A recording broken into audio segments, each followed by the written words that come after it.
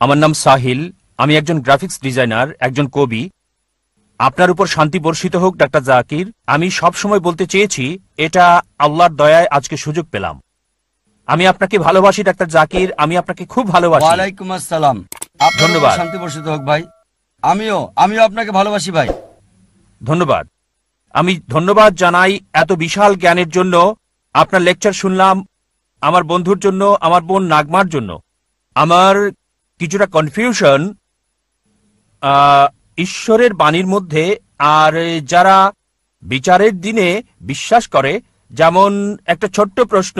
আমরা বিশ্বাস করি মুসলিমদের মতো যে বিচারের দিনে মৃতকে জীবন দেওয়া হবে। কিছু মুসলিম বিশ্বাস করেন যে কবরের জীবনের প্রথম রাতেই এটা করা হবে, মানে মৃতকে জীবিত করা হবে আর আযাব হবে, কবরে প্রশ্নোত্তর হবে। তাই আমি বিষয়টি ভালোভাবে জানতে চাই। ভাই প্রশ্ন করলেন যে অনেক মতপার্থক্য রয়েছে, বিচারের দিনে কি জীবন দেওয়া হবে, বিচারের দিন কি পুনরুত্থাপন করা হবে, নাকি এটা কবরে হবে? ভাই, যদি কবরের আযাবের ব্যাপারে বলা হাদিস পড়েন, আর আল্লাহ কোরআনে বলেছেন সূরা আল ইমরান অধ্যায় 3 আয়াত 185 যে কুল্লু নাফসিন যায়কাতুল মউত, প্রত্যেক প্রাণী মৃত্যুর স্বাদ গ্রহণ করবে আর চূড়ান্ত প্রতিদান দেওয়া হবে বিচারের দিনে। দুনিয়ার জীবন ছলনা ছাড়া আর কিছুই না।